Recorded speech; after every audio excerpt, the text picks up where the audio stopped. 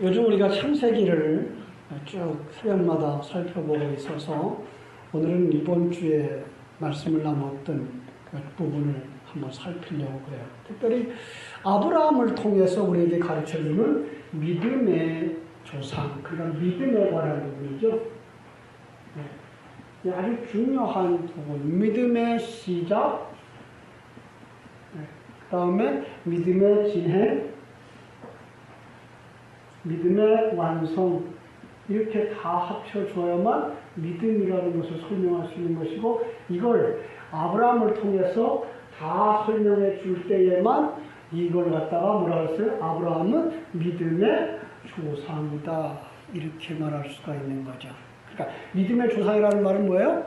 믿음이 어떻게 시작되고 진행되고 완성되어지는지를 우리에게 보여주는 한 사람, 이렇게 보시면 되죠. 그죠? 자, 그러면 아브라함의 믿음의 시작은 언제부터 시작되죠? 창세기 12장에서부터 시작돼요. 그죠? 12장부터 시작되는 이야기를 어디 가서 끝나죠? 22장에 가서 끝나요. 그죠? 이 얘기를 이제 다 하자면 밤새워도 안 되고 짧게만 할게요. 오늘 짧게 잘라서 얘기할 텐데 그 약속을 하죠. 하나님이 창세기 1장 1절로 3절을 해도 한번 볼까요? 뭐라고 약속했죠? 창세기 12장 1절로 3절 1절로 2절만 볼게요. 여호와께서 아브라함에게 이르시되 너는 너의 본 고향과 친척과 아비 집을 떠나 내가 네게 보여줄 땅으로 가라. 내가 너로 큰 민족을 이루고 네게 복을 줘 내 이름을 창대하게 하리니 너는 복이 될지라 그랬어요. 그죠? 하나님께서 아브라함에게 첫 번째 요구한 게 뭐예요? 떠나라 이거지. 떠나라. 그래서 어디서부터 떠나야 돼요? 내 본토, 친척, 아비집. 거기가 어디예요? 본토, 친척, 아비집. 내 생활 근거지. 그죠? 내 본토, 친척, 아비집. 내 생활 근거지. 이 땅에 살아가는 사람의 생활 근거지가 어디예요? 땅이죠. 그래서 땅에서 떠나라고 말하고 있는 거예요. 떠나라고 하는 얘기를 신약에 와서도 해요. 그죠?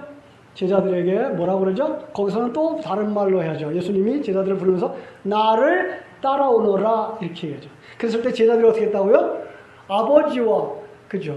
배와 그물을 버려두고 떠났죠. 예수님을 쫓아가니라 이렇게 해서 이제 떠나는 걸로 시작하고 있고요. 또 이 땅을 갖다가 또 뭐라고도 말하는가 하면은 이제 물이라고도 말하고 있어요. 그죠? 바닷물, 아랫물 이렇게 얘기해서 예수님이 제자들을 부르면서 뭘 만들겠다 그러죠? 사람을 낚는 어부가 되게 하리라. 그러면 전에도 얘기했는데 그 낚임 당하는 물고기는 낚여지는 그 순간부터 뭐 하는 거다? 죽는 거죠. 바다를 떠나고 그들은 이제 점점 죽어가는 거예요. 그래서 대상적으로 볼 때는 손해가 이반저반이 아닌 상태를 이야기하고 있죠. 그런데 그 일면에 그들은 뭘 가지고야? 영적인 이제 시작, 그죠? 그 영적인 생활의 시작을 하는 거죠. 그게 신학의 시작이에요. 그런데 그걸 갖다가 이미 창세기 12장 1절로 5절에 보면은 막 놀라운 게 완성형으로 보여주고 있어요. 그죠? 완성된 모습처럼 보여주죠? 한번 볼까요? 12장 5절. 아브라함이 그 아내 사레와 조카 롯과 하란에서 모든 소유와 얻은 사람들을 이끌고 가나안 땅에 가려고 떠나서 마침내 가나안 땅에 들어갔더라. 완성됐어요. 요거를 잘 풀어보면 그건 뭘 볼 수 있어야 돼요? 이 약속은 이미 성취되어졌다라는 걸 암시하고 있죠. 이걸 볼 수 있어요. 약속에 따라서 들어가는 거예요. 요거를 어디서 볼 수 있어야 되는가 하면은 우리를 구원하기 위해 이 땅에 오신 예수 그리스도가 아브라함이 이 말씀처럼 1절에서 5절까지 있는 그 말씀처럼 이미 한 번 그 길을 완성한 거를 보셔야 돼요. 예. 그리고 우리에게 그 약속은 어디서 이루어진 거예요? 영원한 세계 속에서 이루어진 거다를 볼 수 있어요. 그리고 나서 그때부터 아브라함은 어떤 길을 떠나죠? 또 남쪽으로 내려가서 남쪽에서 우리의 생활 속에 들어온 성령이 우리 안에 들어와서 우리가 그때부터 십자가 지고 가는 삶을 살아가는 그 삶을 이제 보여주는 거예요. 그래서 여기까지는 누구의 일이었어요? 우리로 말하면 예수님의 완성. 그것이 우리 안에 들어와서 이제 한 걸음 한 걸음 다시 어디부터 시작해요? 죄악이 있는 그죠? 이 죄악의 세상 속에서의 신앙생활에 한 걸음 한 걸음을 보여주고 있는 거, 이게 아브라함의 생애고, 실상은 아브라함의 생애가 언제 완성될 것 같아요? 여기서 아들로 완성될 때, 예, 아들로 완성되어질 때, 누가 아들로 완성돼요? 여러분과 내가 아들로 완성되어지면 인생을 마치는 거죠. 그걸 갖다가 어머니가 낳았다라고 얘기를 하고 여기서 아들이 태어났다라고 말을 하고 있는 거예요. 실상은 여기 아브라함의 이야기 전체 이야기 속에서는 이삭이 태어나는 걸로 이야기는 끝나요. 그리고 그때부터는 또 다른 얘기가 시작되는 거예요. 그게 어떻게 이루어진 건 줄 아니? 바로 예수를 통해서 네가 살아난 거야. 그 얘기를 이삭이 죽음으로 말하면 네가 살아나는 거고, 양이 죽음으로 말하면 이삭이 살아나는 거야 라는 그림을 이제 모리아산에서 한 가지로 보여주고 있는 거죠. 너무 빨라요? 잘 따라오시면 정말 좋은 그림을 그릴 수 있어요. 그래서 12장에서부터 떠나죠. 여러분, 12장에서 떠날 때 자세하게 하면 이제 시간이 많이 가지고 하는데 그래도 좀 풀게요. 고향을 떠날 때 고향에서 떠나기 좋았을까요? 어려웠을까요? 정말 어려웠어요. 왜냐하면 거기는 내 생활 근거지예요. 그리고 그 당시 거기에 그 갈대아우르 바벨론 문화는요 굉장히 발달했어요.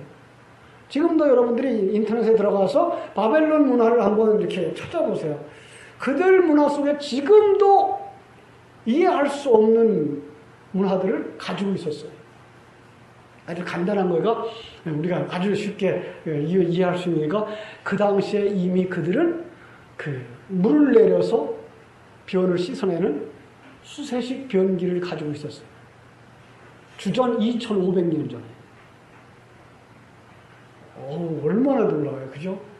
주전 2500년 전에 수세식 변기를 가지고 있었는데 그 수세식 변기를 쓰다가 광야로 나와서 그는 어디로 가죠?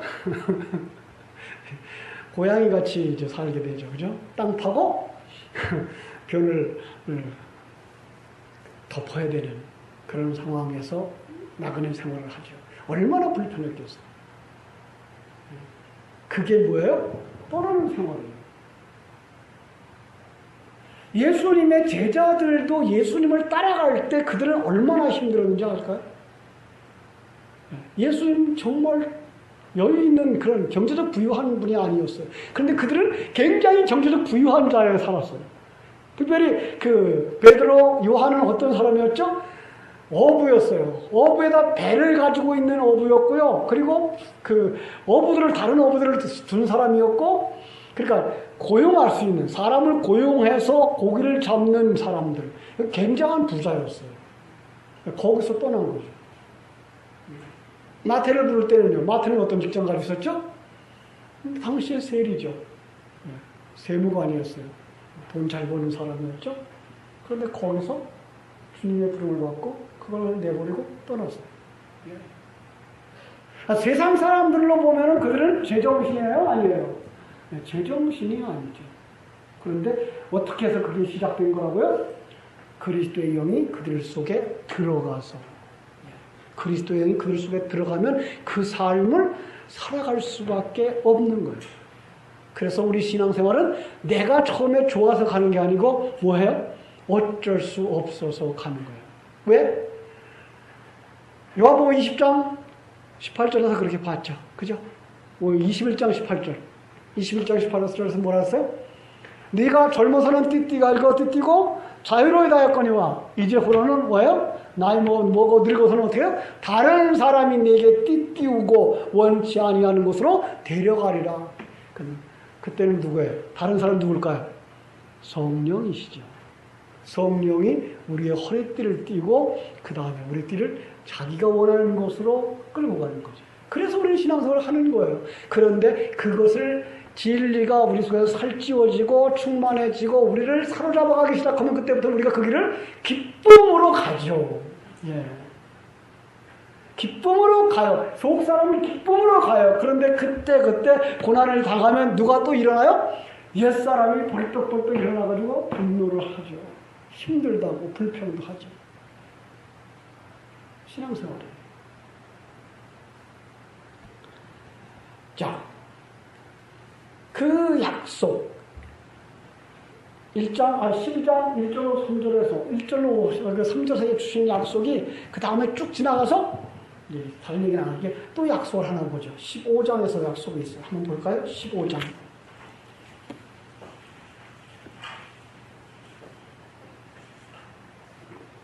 이후에 여호와의 말씀이 환상 중에 아브라함에게 임하여 이르시되 아브라함아 두려워하지 말라 나는 네 방패 너의 지극히 큰 상급이라. 그리고서는 뭐라고 말씀하시는가 하면은 네게 자손을 주겠다. 5절 그를 이끌고 밖으로 나가 이르시되 하늘을 우러러 뭇별을 셀 수 있나 보라. 또 그에게 이르시되 네 자손이 이와 같으리라.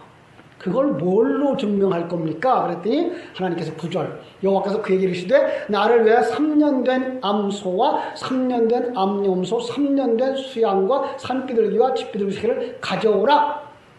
가져오라 그랬더니 뭐예요? 이 사람은 옛날 그 계약의 방식을 따라서 짐승을 다 가운데 갈라버렸어요.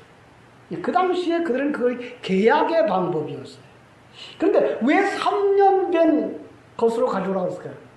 사실은 세 번째 제물이에요. 3년 된 제물이 아니고 세 번째 제물이에요. 이스라엘 역사 속에서 첫 번째 제물은 언제 드려졌을 것 같아요? 첫 번째 제물은 유월절에 드려지죠. 그렇죠? 두 번째 제물은 어디서 드렸을 것 같아요? 모든 제사에 드려지는 제물이죠. 세 번째 제물은 예수 그리스도예요. 그리고 네 번째 제물은 여러분과 저예요. 그러니까 처음에 그림으로 가다가 그게 누구에게 와서 끝나요? 예수에게 와서 끝나요. 그리고 그 예수 그리스도를 통해서 완성된 그 제물이 우리를 제물로 가요. 그래서 우리에게 하나님이 요구하는 게 뭐예요? 로마서 12장? 그래 산 제사로. 그렇죠? 그런데 세 번째 제물을 가져와 그런 거죠. 예수. 그랬더니 이 사람은 알아듣지 못하죠. 전혀 알아듣지 못하죠. 왜요? 성령님께서 그들에게 충만히 임하기 전까지는 몰라요. 그러니까 그들이 아는 방법대로 그냥 제물을 가지고 왔을 뿐인데 그때에 갈라버렸죠. 그리고 갈르고 약속, 언약을 맺는데 그 언약 속에서 뭐예요? 언약 속에서 이렇게 네가 이렇게 가르쳐면 내놓은 제물처럼 뭐 할 거다고요? 이 약속은 쪼개짐으로 말미암아 맺어지는 약속이야. 완성되는 약속이야. 그런데 그때 하나님이 아브라함을 어떻게 해? 잠재워 놔요. 그리고 그 중간으로 누구가 지나가요? 횃불. 상징이 뭐예요? 하나님이죠. 성령이시죠. 예, 삼위일체 하나님이에요. 그러니까 하나님이 지나가면서 뭐라는 거예요? 넌 지킬 수 없어. 그럼 내가 쪼개져서 지키는 거야. 라고 가르쳐줘요. 이게 약속이죠. 참. 그런데 놀라운 건, 성경에 보면은 그 약속을 뭐라고 그런가 하면은 약속한 자가 죽어야, 그죠? 약속한 자가 죽어야, 유언한 자가 죽어야 그 효력을 발휘한다. 이렇게 되어 있어요. 물론 그 당시나 지금이나 그 유언은 그럴 수 있어요. 그런데 성경 속에서 그걸 통해서 우리에게 주는 건 뭐예요? 그 약속을 한 하나님이 죽음으로 말미암아 그 언약은 성취되어지는 거다라고 약속을 하는 거죠. 그리고 나서 지나가요. 17장에 가서 그 약속은 하나님이 쪼개짐으로 완성되어지지만 너희들도 쪼개져야 되는 거야 라고 할례 예식을 줘요. 자, 첫 번째 그 할례를 보면서 뭘 볼 수 있어야 돼요? 이 약속은 하나님이 죽음으로 말미암아. 그죠? 하나님이 쪼개져요. 여러분, 그 쪼개진다고 하는 얘기를요, 여러분 깊이 생각해보면 정말 너무 풍성한 의미들이 있어요. 선악과를 따먹은 인간들이 타락해자 하나님이 그 생명과를 먹지 못하게 지키시죠. 그죠? 그릇들을 동원해서 그를 지켜요. 그리고 못 먹게 해요. 생명과를 받지 못하게 하죠. 그런데 그 그룹은 누구였을까요? 사실 그가 예수 그리스도예요.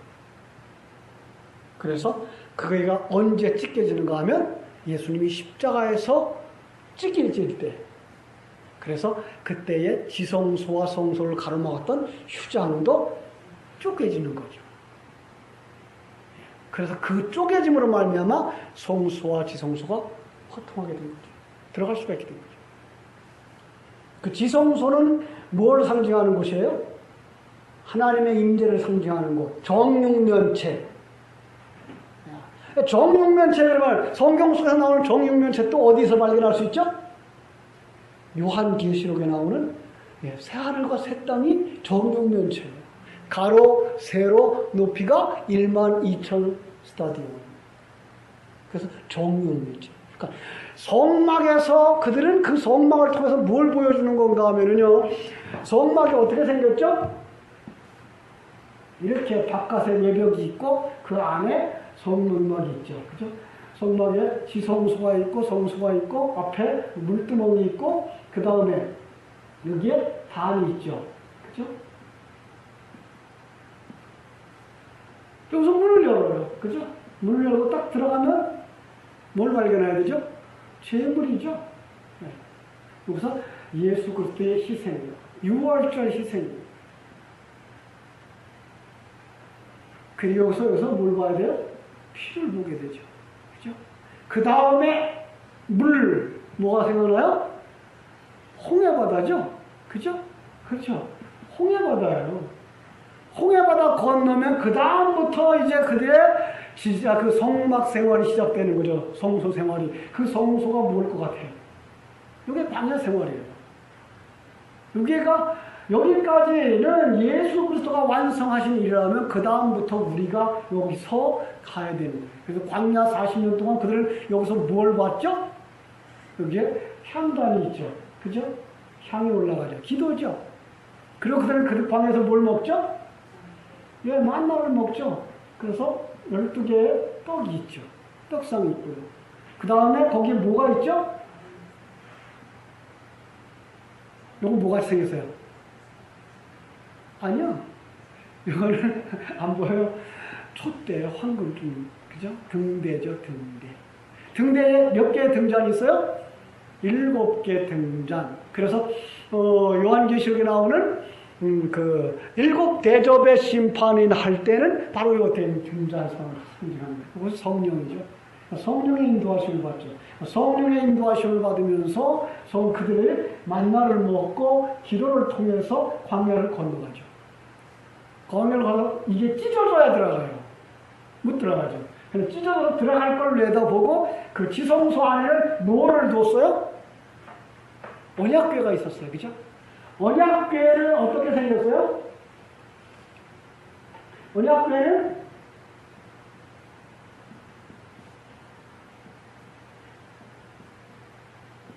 이렇게 생겼어요. 여기에 뼈임체가 있고요. 그리고 여기가 요 위에가 뭔지 아세요? 속죄소, 시은소.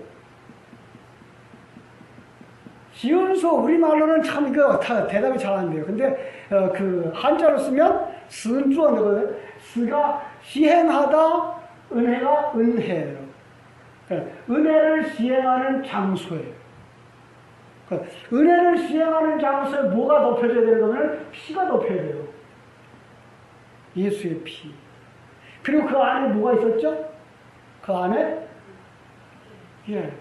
율법의 화판, 그 돌판, 그 다음에 만나 항아리, 그리고 쌍났던 지팡이.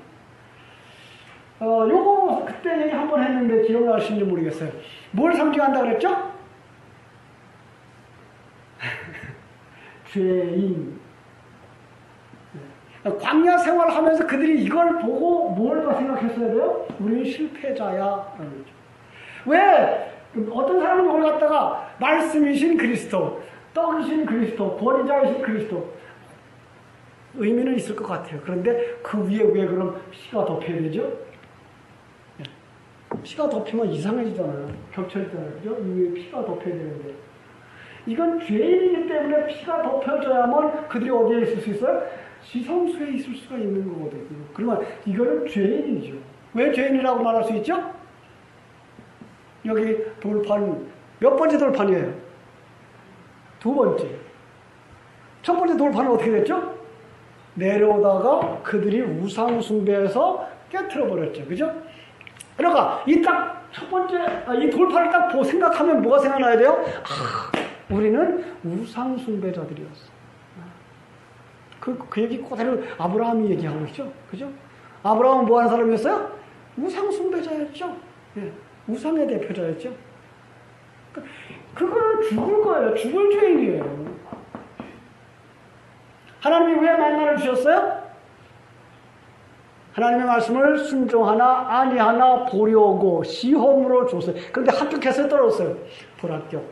그죠? 그럼 불합격하면 어떻게 되는 거예요? 죽어야 되는 자고죠. 그죠? 자, 그리고 하나님의 권위에 도전하여서 막 땅이 갈라지고 고라다손이 망했죠. 그죠? 그럼 요 세 가지를 보면 우리는 뭐 했던 사람들? 하나님을 향하여 얼마나 불순종하고 자기를 사랑해서 하나님을 대적한 죄인이었나를 볼 수 있게 하시는 거죠. 여기에 누가 죽어야 돼요?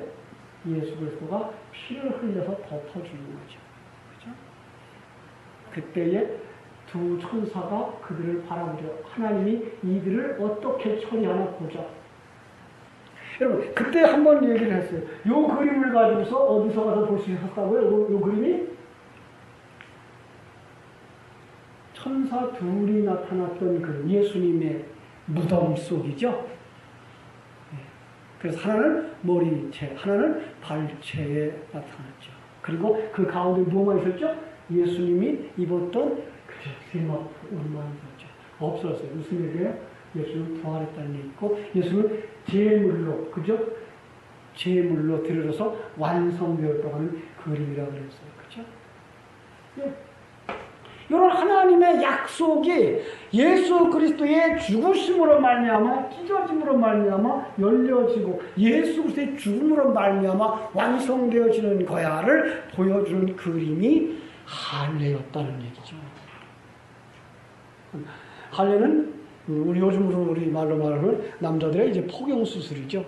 그러니까 남자들은 늘 꺼내서 이제 뭐 소변을 볼 때마다 생각을 해야 되죠. 난 죽은 자야, 그죠? 우리 하나님 재밌어요. 그런 걸 그냥 몸에다 다 심어줘서 늘 기억하게 하시는. 그런데 신학에 와서는 그 할례가 없어지고 뭐가 되죠?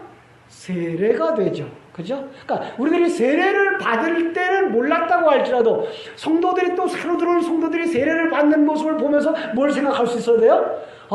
예수 그리스도의 첫 번째 세례 그리고 두 번째 세례 무슨 얘기인지 압니까? 예수님 세례 몇 번 받았어요?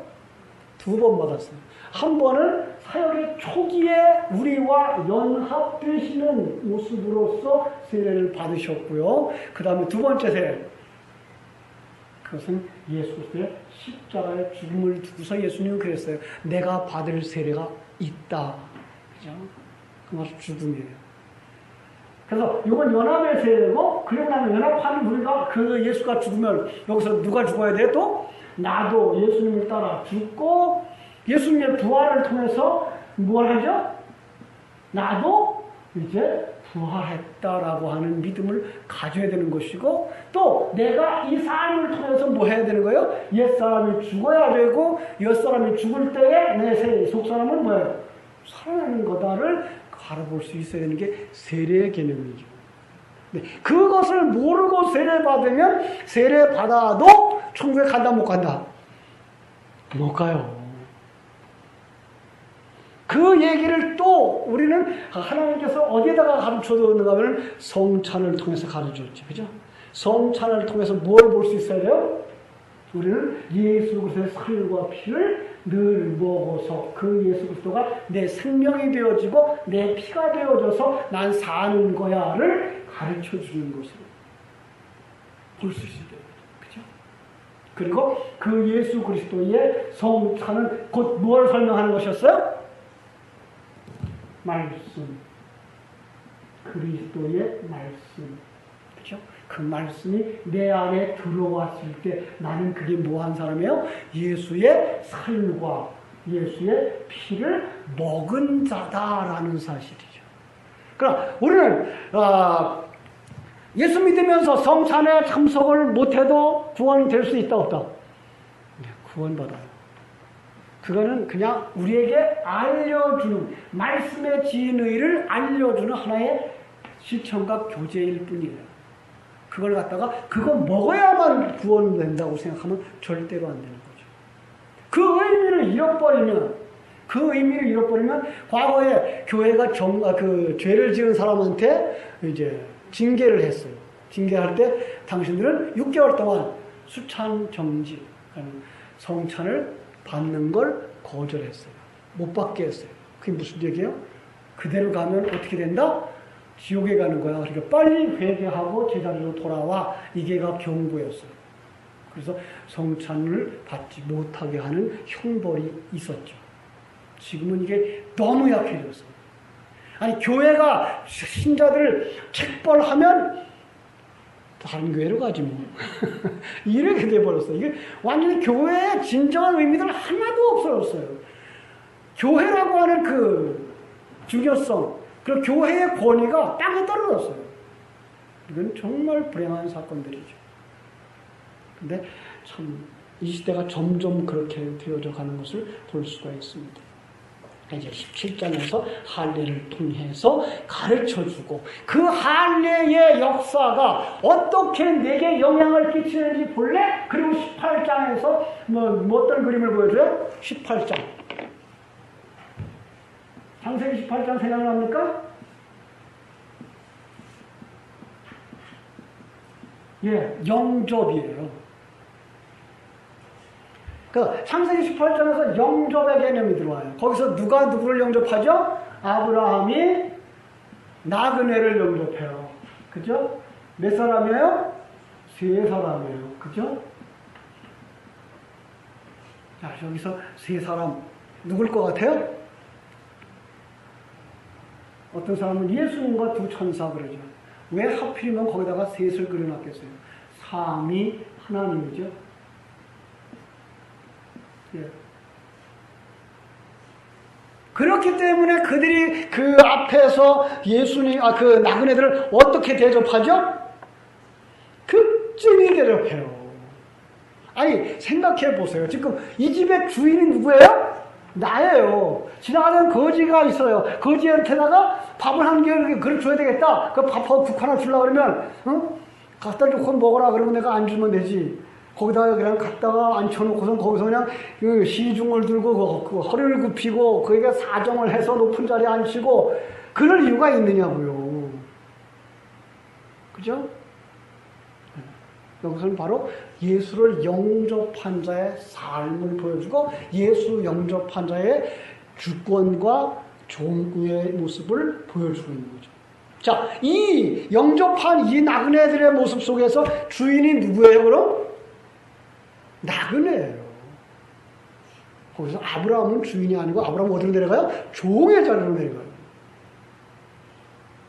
이걸 보지 못하면 이거 무슨 얘기야? 왜 이렇게까지 해야 되지? 우리도 그렇게 나그네를 열심히 대접해야 되나? 그러죠? 아니에요. 그게 아니고 여기서 바로 예수 그리스도 삼위일체 하나님을 영접한 개념으로 보셔야만 이게가 그래서 아브라함은 그렇게 극진히 대접했구나. 예. 그러니까 요한계시록 3장 20절로 가시면 돼요. 그죠? 요한계시록 3장 20절 뭐예요? 너희들 교회 라오디게아 교회죠? 다 갖췄다고 배부르다고 부유하다고 그러는데 난 지금 어디 있다고요? 문 밖에 서 있어. 내가 문 밖에서 두드리노니 내 음성을 듣는 자는 어떻게 하라고요? 문을 열어라. 그러면 내가 네 안에 들어가서 너로 더불어 먹을게. 그 말은 바로 이거예요. 그냥 야 네가 주인 자리 있고 난 가서 그냥 밥 한 그릇 얻어 먹을게. 그 얘기 하시는 게 아니고 내가 내 안에 들어가 뭐가 될게? 왕이 될게, 주인이 될게. 그것이 아니면 너는 진정한 하나님의 사람이 아니야 라고 말씀합니다. 그것과 대조적인 한 사람이 나오죠. 이제 19장에서 누가 나오죠? 롯이 나오죠. 롯도 놀랍게 이 천사들을 영접합니다. 그죠? 자, 그런데 영접하는데 여기서 롯의 위치를 잘 보세요. 19장 1절 저녁 때에 그 두 천사가 소돔에 이르니 마침 롯이 소돔 성문에 앉아 있다가 그들을 보고 일어나 영접하고 땅에 엎드려 절합니다. 그런데 엎드려 절하는 것까지 좋아요.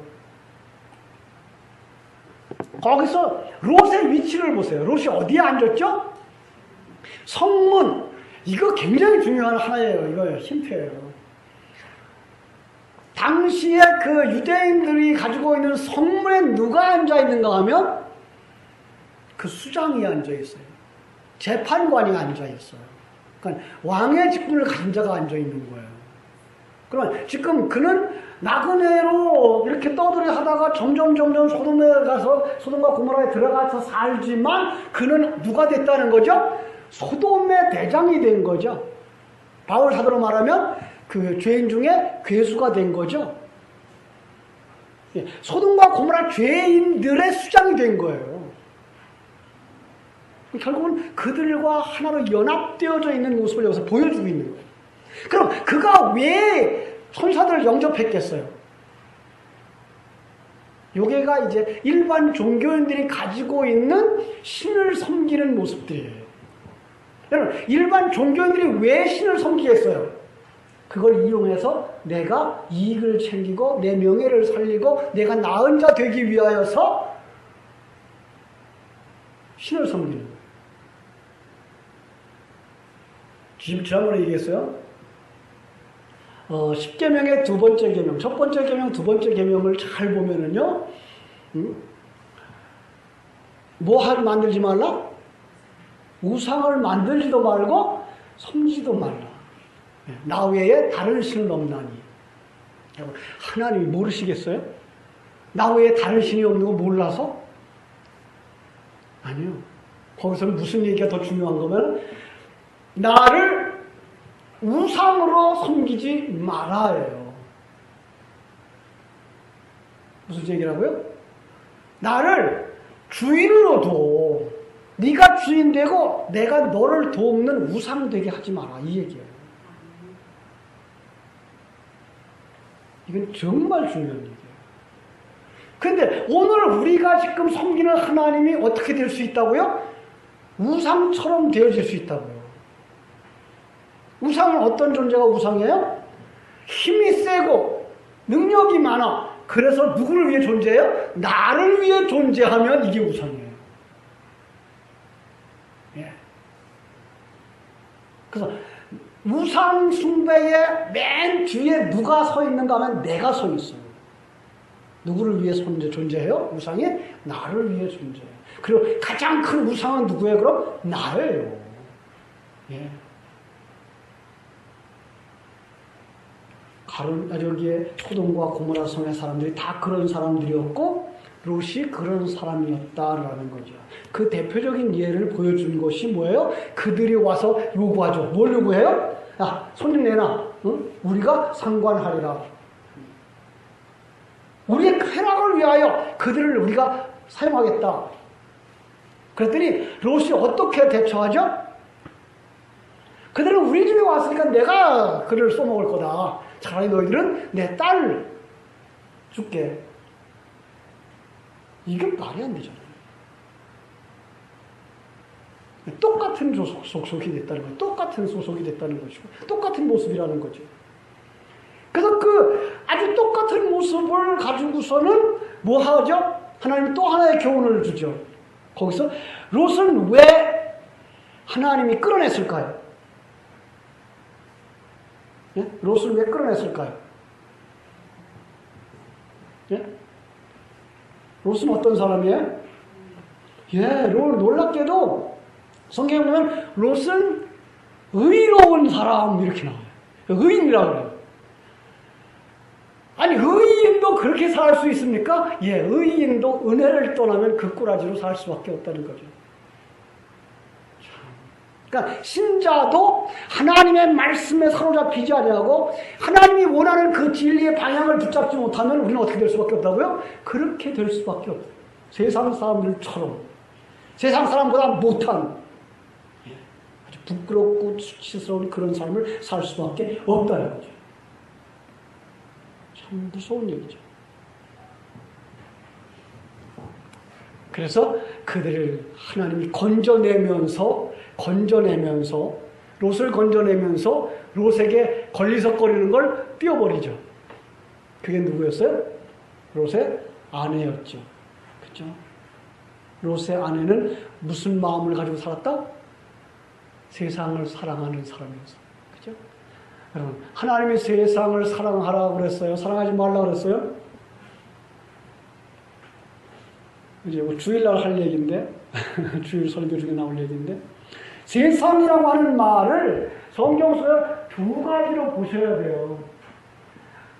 중요한 얘기는 성경은 다 짝이 있다 그러죠. 짝이라고 하는 말을 그냥 요거하고 요거가 짝, 남자 여자가 짝 이렇게 하는 얘기가 아니라 여자 그러면 교회예요. 근데 어떤 교회예요? 하나님에게 속한 교회, 세상에 속한 교회. 이게 짝이에요.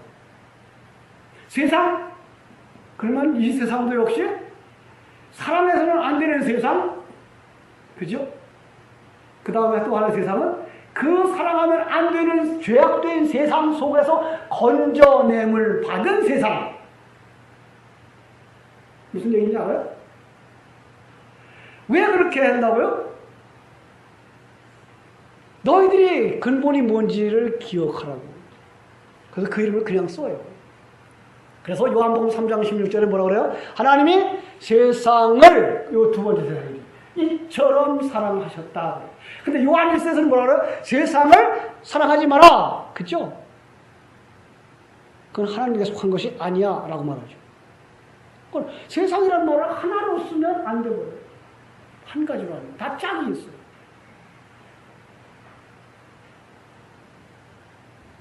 그래서 우리가 아들이라는 개념도 똑같죠. 아들 그러면 우리는 다 구원받은 아들 이렇게 가면 안 되죠. 그냥 아브라함에게 두 아들이 있었다라고 생각하는 것처럼 생각하면 돼요. 하나는 뭐예요? 아들인데 육에 속한 아들. 그죠? 그 다음에 하나는 영에 속한 아들. 우리는 어디로 가야 돼요? 영에 속한 아들로 가야 돼요. 그죠? 근데 우리는 뭐 할 수도 있다? 자칫 잘못하면 이스마엘로 갈 수도 있다. 그래서 하나님은 우리를 만드는데 이스마엘을 써요. 그래서 하나님은 이스마엘을 축복하셔요. 그 축복 역시 같은 개념이에요. 복은 무엇이 복이에요? 하나는 신령한 복, 하나는 세상의 복. 두 개를 다 가질 수 있다 없다? 다 가질 수 없어요. 두 마리 토끼를 한꺼번에 쫓아갈 수 있다 없다? 토끼가 한쪽 방향으로 가면 되죠. 세상의 복과 영적인 복을 우리가 한꺼번에 가질 수가 없어요. 중국에 이런 말이 있어요. 곰 발바닥과 물고기를 한꺼번에 얻을 수는 없다. 물고기와 곰, 그죠? 육지의 것과 바닷 것을 한꺼번에 다 가질 수는 없다.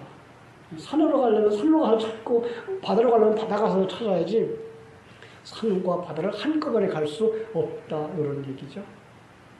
역시 마찬가지. 자, 그래서 이제 그렇게 이제 18장 돌아갑니다. 그러니까 소돔과 고모라 성이 멸망될 때에 아브라함은 뭐 했을까요? 아브라함은 거기서 그리스도의 역할을 해요. 그래서 소돔에 있는 롯을 위해서 중보 기도하죠. 그런데 우리가 깜짝 속기 쉬운 게 뭔가 하면 아브라함이 믿음이 상당히 자랐구나. 그래서 100살이 되니까 하나님이 그에게 아들을 주셨구나. 이렇게 오해를 할까 봐 소돔과 고모라가 멸망될 때에 그 멸망되는 그림 다음에다가 누구를 갖다 놓는가 하면 아브라함의 이야기 딱 갖다 놓으랬어요. 그게 20장이에요. 자, 19장은 뭐예요? 소돔과 고모라가 얼마나 악했는지, 그리고 롯이 어떻게 처리를 하는지, 그리고 롯과 그 두 딸이 어떤 일을 만들어서 어떤 자녀들을 낳았는지를 쭉 얘기해놓고는 거기다가 20장에다가 아브라함의 얘기를 살짝 보태놨어요. 그런데 자, 성경의 얘기는 거기서 뭘 지금 설명하고 있는가 하면 롯과 아브라함이 무슨 차별이 있었는 줄 아냐? 요거 보여주는 거예요. 여러분, 가룟 유다와 베드로 누가 더 비열하고 나쁜 짓을 했을까요? 우리는 보통 다 그렇게 알고 있죠. 가룟 유다죠. 왜 예수님 팔아먹고 구원받지 못한 자니까 라고 생각을 하죠. 그죠? 그런데 나중에 한번 이걸 살펴보겠습니다만 그 깊이 있는 내막을 살펴보면 가룟 유다는 굉장히 남자다운 사람이고요. 베드로는 굉장히 비열하고 낯짝도 없는 사람이에요. 그러니까 정말 사람답지 못한, 떳떳지 못한 그런 사람으로 베드로가 나와요. 그러니까 하나님께서는 왜 그걸 똑같이 보여주죠? 베드로가 구원받은 게 뭐 나아서 그러는 줄 알아? 아니, 그가 창세를 하나님의 택함 받았고 하나님이 그 속에 들어가 그를 선택하고 그를 만들었기 때문에 그가 하나님 자녀된 거지, 인간에게 조건과 자격이 있다 없다? 없다를 보여주는 거예요. 여기서도 마찬가지예요. 20장에 이제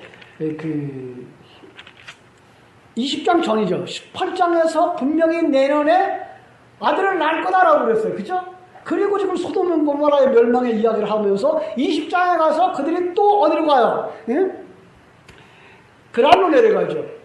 그랄로 내려가서 거기서 아비멜렉 왕 앞에다가 또 옛날 25년 전에 실수했던 얘기를 또 하죠. 자기 아내를 누이라 그래가지고 시집을 보낸다고. 우리는 지금 이해가 안 돼요. 나이 90 먹은 노인네를 누가 데려가? 그렇잖아요? 그러니까 여기서 지금 그러한 미모를 따지거나, 청춘 남녀의 사랑 얘기나 이런 얘기가 아닌, 지금 영적인 얘기를 지금 우리에게 해주고 있는 것이지, 그렇게 무모한 얘기들을 하고 있는 건 아니에요. 거기서 그는 자기 생명을 위해서 자기의 아내를 희생하는 그런 파렴치한 사람으로 나오는 거죠. 거기에다가 하나님이 약속한 것도 잊어버리는 사람. 그죠? 그랬더니 하나님이 어떻게 해요? 그런데도 불구하고 그 속에서 하나님의 사람 이삭을 뭐하게 돼요? 나오게 만드는 거죠. 출생하는 거죠. 그죠? 이게 완성이에요, 사실. 하나님의 사람으로의 완성. 여기서 우리는 정말 찬송을 불러야 되는 거죠.